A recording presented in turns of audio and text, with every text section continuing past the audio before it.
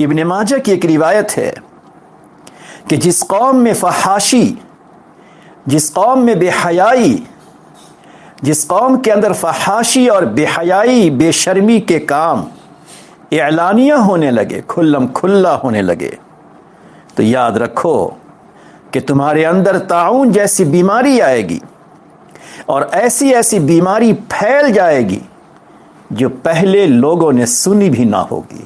اللہ اکبر!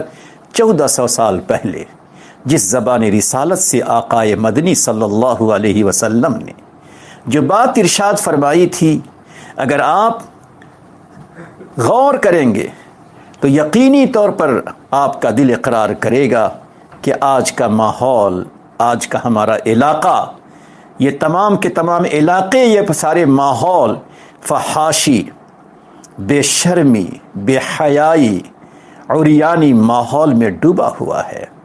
فخریہ انداز میں سب کچھ ہو رہا ہے، اعلانیہ طور پہ سب کچھ ہو رہا ہے۔ اللہ اللہ! نہ کسی کے بازو میں یہ طاقت ہے کہ روک سکے، نہ کسی کی زبان میں یہ قوت و تاثیر ہے کہ روک سکے، نہ کسی کا دبدبہ ہے کہ بچا سکے۔ ہر کوئی اپنی مستی میں ہے اور ہر کوئی بے حیائی کی چیزوں میں مبتلا ہے، اور اب تو بے حیائی کی چیزیں ہر ہاتھ میں آ گئی ہیں، بے حیائی کی چیزیں ہر جیب میں آ گئی ہے۔ اللہ اللہ! بے حیائی کی چیزیں پہلے اتنا قریب آ جائیں، پچھلے لوگوں نے سوچا بھی نہ ہوگا۔ حدیث پاک ہے، ایسی بیماری تمہارے اندر پھیلے گی جس کی خبر بھی تم کو نہ ہوگی، جس کا تصور بھی تجھ کو نہ ہوا ہوگا۔ ظاہر ہے کہ آج یہی ماحول ہمارے درمیان موجود ہے۔ اس لیے میں عرض کرنا چاہتا ہوں کہ ہمارے وہ علاقے جہاں یہ چیزیں وبائی انداز میں ہیں، بھیانک انداز میں ہیں، چند موتیں ہر شہر سے نکل رہی ہیں، گاؤں سے موتیں ہو رہی ہیں، علاقے سے موت کی خبریں آ رہی ہے، یقین کیجئے پروردگار غیظ و غضب کے عالم میں ہے، وہ نہایت ہی جلال کی حالت میں ہے۔ اللہ اللہ! ایسے موقع پر ہمیں کیا کرنا چاہیے؟ کیا اب بھی ہم غفلت کے ماحول میں رہیں؟ کیا اب بھی ہم صرف خبریں سنتے رہیں، صرف آپس میں تذکرے تبصرے کرتے رہیں؟ نہیں نہیں، وقت آ چکا ہے ہم اجتماعی طور پر بھی، انفرادی طور پر بھی، اپنی خلوتوں میں بھی، جلوتوں میں بھی اپنے رب کے سامنے وہ توبہ کریں، وہ استغفار کریں، جس توبہ، جس استغفار پر اللہ کی دریائے رحمت میں جوش آتا ہے اور پھر وبا ٹل جاتی ہے، مصیبتیں ختم ہو جاتی ہیں۔ اگر ہم نے ایسا نہیں کیا تو یاد رکھیے کہ پھر یہ مصیبت اور پھیلے گی اور بڑھے گی، نہ معلوم کیسے کیسے لوگوں کو اپنے لپیٹ میں لے لے گی۔ دنیا، ہمارا یہ علاقہ صالحین سے، اچھے انسانوں سے خالی ہو جائے گا۔ ڈریے، اللہ کے سامنے تڑپیے۔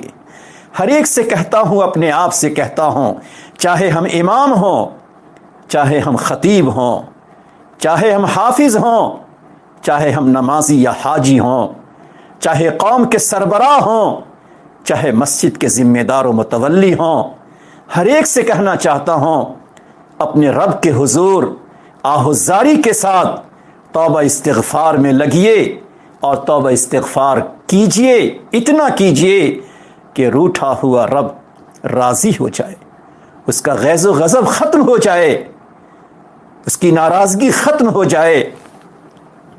ہم سرسری طور پر اپنی زبان سے استغفر اللہ پڑھتے ہیں۔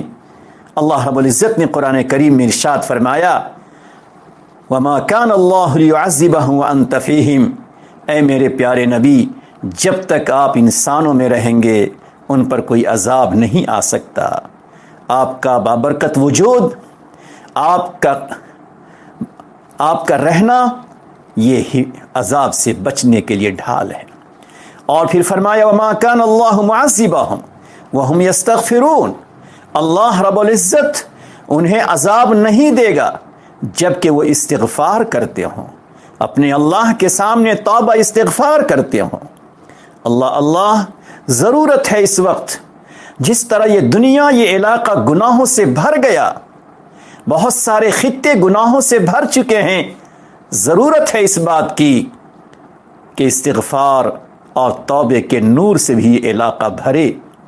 اس لیے آج خاص طور پر میں کہنا چاہتا ہوں ان تمام شہر والوں سے، ان گاؤں والوں سے، ان علاقے والوں سے جہاں یہ وبا پھیلی ہوئی ہے، چاہے کورونا کی شکل میں ہو یا بخار اور دوسری شکل میں وبا پھیلی ہے، تمام کے تمام افراد سے کہنا چاہتا ہوں، خواتین سے کہنا چاہتا ہوں، جوان بیٹوں سے کہنا چاہتا ہوں، اپنے بھائیوں سے کہنا چاہتا ہوں، اب ذرا ان چیزوں سے بچیے جو غیظ و غضب کا ذریعہ ہیں، اور خدا کے سامنے آہوزاری سے، دل کی گہرائی سے، ندامت و شرمندگی سے توبہ استغفار کی کثرت کو اپنائیے، تاکہ پروردگار کی طرف سے آیا ہوا یہ ماحول، آئی ہوئی وبا ختم ہو جائے اور اللہ کی رحمتوں کی برسات ہونے لگے۔